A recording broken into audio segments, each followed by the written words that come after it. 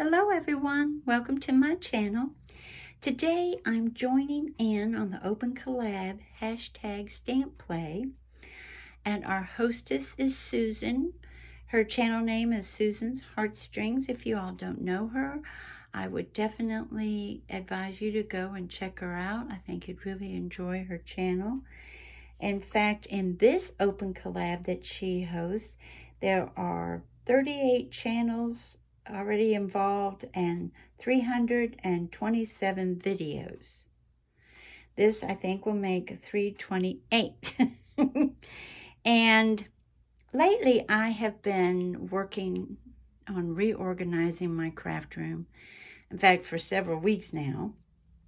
And when it came to ephemera, I ended up getting these containers to put, they're food containers, by the way, but to put certain ephemera in so that I can just grab them and see what's in there.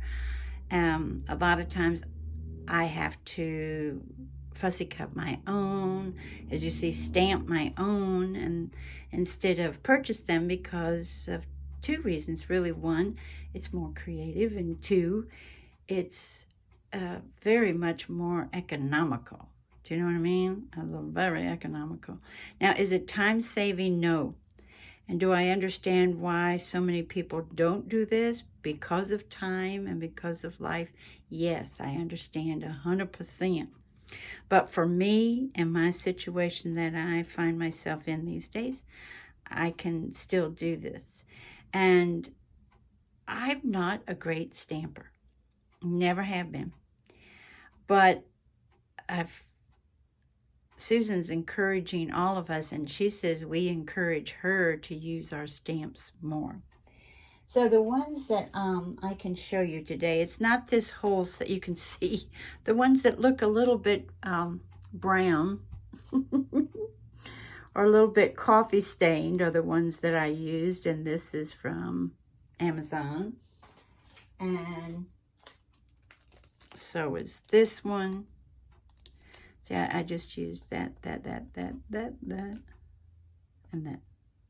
Oh yeah, and the baggage check room. And that's from Amazon as well. And so is this one with the tickets. I have a video out about how you can make your own tickets really quickly. A lot of people have videos out on that. And you can, you know, make them super quickly, and they are fun. But I just, when I do vintage journals or vintage cards or vintage anything, I really enjoy the look of, it looks old, it looks like it's been around, you know what I mean? So what I used was the Ranger Archival ink in coffee, and this is cardstock that it's on. It's not heavy cardstock though. It's a lighter cardstock.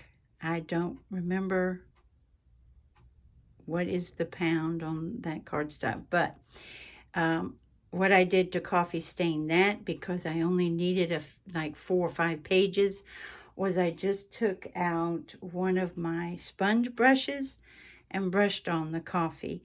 And then after that was dried, excuse me, I took it and just splashed it around some, but you can see it stayed rather light, which works really well for the archival ink in coffee.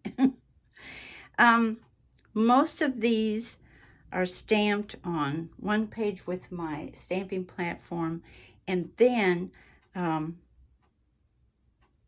either cut out or dyed. There's some dyes that go with some of them. See how tiny? Like the circle and stuff like that, where you have this teeny tiny dye that goes on top of it. You have to take your, I had to definitely take tape to hold that down because it's so small.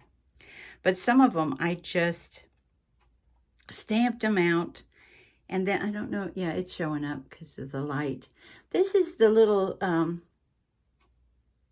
guess this is called a stamping platform as well, I reckon, from Dollar Tree. And I thought, you know, and I I really do stink on ice when it comes to this, but I thought, just do it. So these little tiny pieces were already cut out with the dies.